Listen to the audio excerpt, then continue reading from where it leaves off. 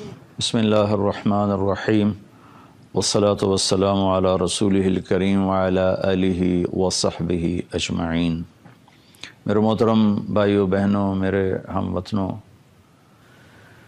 لیکن جو کل سانحہ ہوا ہے اور ایک صدمہ پوری قوم کو پہنچا ہے، اس پر ہر آنکھ اشک بار ہے، ہر دل زخمی بھی ہے، غم زدہ بھی ہے۔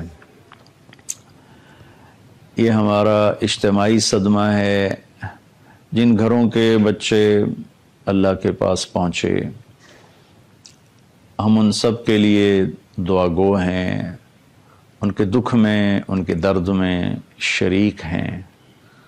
ہم ان کا غم مٹا نہیں سکتے، دل پر لگے ہوئے زخم ہم بھر نہیں سکتے، وہ تو میرا اللہ ہی اس کا صلہ انہیں عطا فرمائے گا۔ جب اس طرح کسی کا بچہ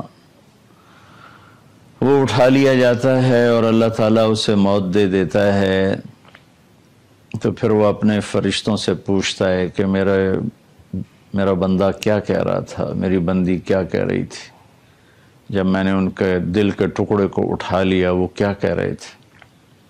تو فرشتے کہتے ہیں یا اللہ وہ کہہ رہے تھے کہ اللہ کا شکر ہے، ہم اللہ کی رضا پر راضی ہیں۔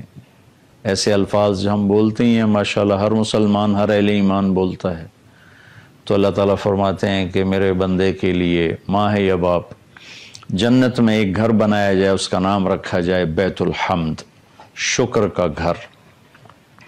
میں اپنے اللہ سے دعا کرتا ہوں جن ہمارے کلمہ گو بھائی بہنوں کے، ہمارے ہم وطنوں کے بچے شہادت کا درجہ پا کر اللہ کی بارگاہ میں پہنچے ہیں، اللہ ان سب والدین کے لیے جنت میں شکر کا محل بنائے۔ اور ایک حدیث میں آتا ہے کہ اہل ایمان کے بچے وہ ابراہیم علیہ السلام کے پاس جا کے جمع ہو جاتے ہیں۔ تمام چھوٹے بچے یا بچیاں جن کا انتقال ہوتا ہے، انہیں اللہ تعالیٰ ابراہیم علیہ السلام کے ساتھ جنت میں جمع فرما دیتے ہیں۔ ابراہیم علیہ السلام مجھے یقین ہے جنت الفردوس میں ہی ہیں۔ تو ہمارے بچے سب کے سب، وہ افریقہ میں اللہ کے پاس حاضر ہو یا پاکستان میں، وہ ابراہیم علیہ السلام کے ساتھ ہوتے ہیں اور ابراہیم علیہ السلام ان کے ساتھ رہتے ہیں۔ اور پھر آخرت میں یہ بچے، اگر ماں باپ میں کوئی کوتاہیاں ہوں گی تو یہ اپنے ماں باپ کو چمٹ جائیں گے اور کہیں گے یا اللہ، یہ تو چونکہ جنتی ہیں، تو چھوٹے ہیں، معصوم ہیں، ان کے لیے تو جنت واجب ہے، تو پھر اگر ماں باپ میں کوئی کمی کوتاہی بھی ہوئی تو یہ بچے کہیں گے یا اللہ، ہم اس وقت تک جنت میں نہیں جائیں گے جب تک ہمارے والدین ہمارے ساتھ نہیں جائیں گے۔ تو اس پر اللہ تعالیٰ فرمائیں گے اچھا جاؤ اپنے والدین کو بھی ساتھ لے جاؤ۔ وطن عزیز پر بہت عرصے سے آفات ہیں، اگر آپ غور فرمائیں، آسمانی آفات تابڑ توڑ ہیں، زمینی آفات تابڑ توڑ ہیں، کہیں زلزلے ہیں، کہیں طوفان ہیں، کہیں سیلاب ہیں، کہیں حادثات ہیں اتنے خوفناک، پوری بس کی بس جل جاتی ہے، اسکول وین پر ٹرین چڑھ جاتی ہے، معصوم ننھی کلیاں۔ میرے علاقے کا واقعہ میاں چنو کے قریب ٹرین چڑھ گئی، وہ پھاٹک کھلا ہوا تھا، عین وسط میں آ کر اسکول وین بند ہو گئی، دھند تھی اس دن، اور 3-4 سال پہلے کا واقعہ ہے، سارے معصوم بچے کچلے گئے۔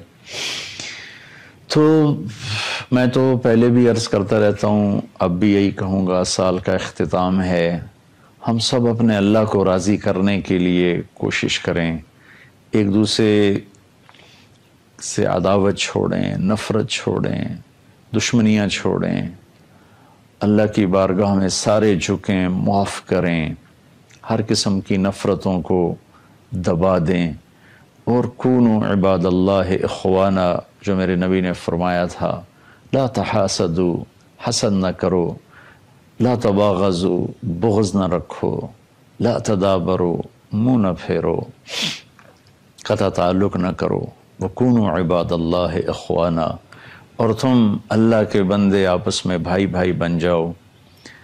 میں تو سارے اپنے سننے والے چھوٹے بڑے سب سے اپیل کروں گا کہ ہم سب اللہ کی بارگاہ میں توبہ کریں، معافی مانگیں کہ جہاں تک بات جا چکی ہے اللہ کے سوا کوئی نہیں جو اسے حل کر سکے۔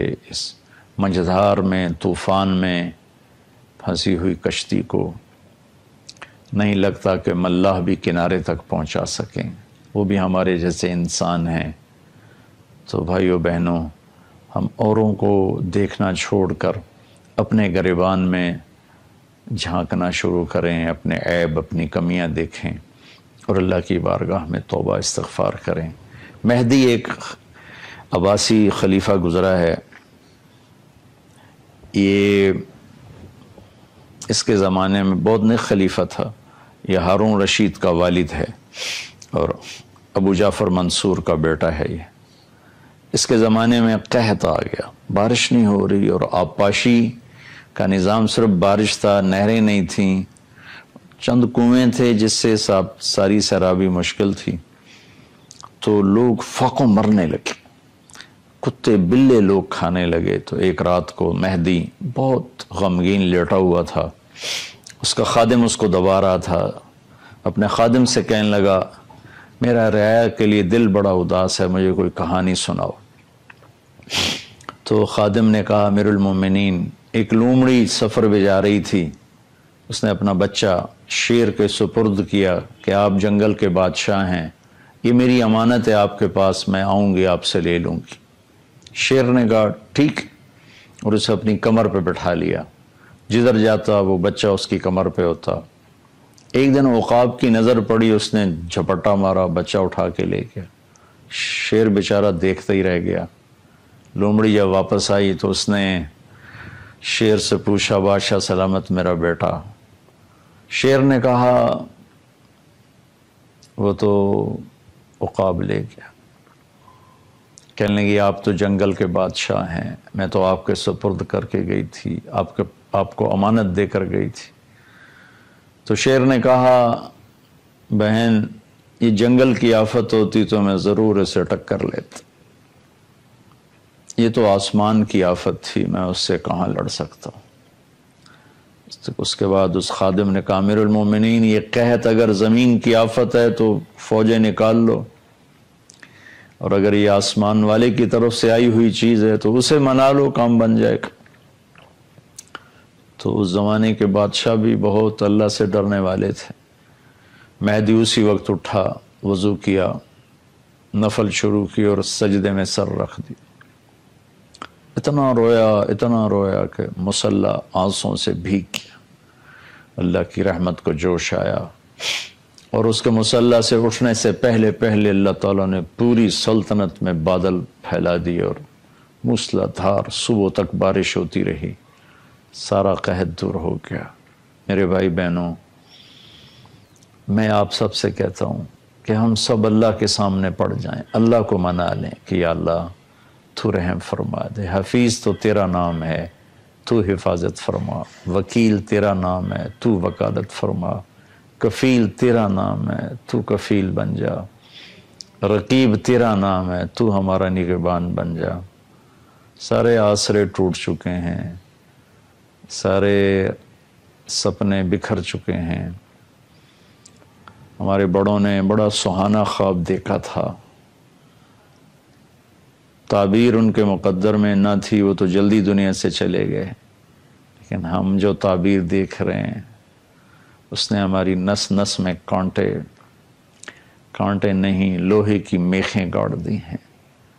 چمن میں تخت پر جستم شہ گل کا تجمل تھا، ہزاروں بلبلیں تھیں باغ میں ایک شور تھا غل تھا، کھلی جب آنکھ نرگس کی نہ تھا جز خار کچھ باقی، بتا تھا باغباں رو رو یہاں غنچہ یہاں گل تھا۔ اجڑا ہوا چمن ہے، اللہ ہی آباد کرے گا، اور نا امید بھی نہیں ہونا چاہیے، مایوس نہیں ہونا چاہیے۔ اسلام کی تاریخ بھری پڑی ہے ان قربانیوں سے۔ اللہ تعالیٰ ان بچوں کو انشاءاللہ ضرور اپنے فضل سے اس نے جنت الفردوس میں جگہ دی ہوگی، میں ان کے والدین سے اپنی طرف سے پوری قوم کی طرف سے تعزیت بھی کرتا ہوں، دعا بھی کرتا ہوں۔ اللہ تعالیٰ آپ کو اس کا بہت بڑا اجر عطا فرمائے، اس دنیا میں بھی اور آخرت میں بھی، اور اللہ تعالیٰ آپ کو اور آپ کی تمام نسلوں کو اور ہمارے پورے ملک کی اللہ تعالیٰ اپنے فضل و کرم سے ہم سب کو اپنی حفاظت کی چھاؤں میں رکھے، رحمت کی چھاؤں میں رکھے، اور اپنے محبوب کے وسیلے سے اس ملک کی اس بگڑی ہوئی صورتحال کو بہتر بنا دے۔ آمین، اللہم آمین۔ السلام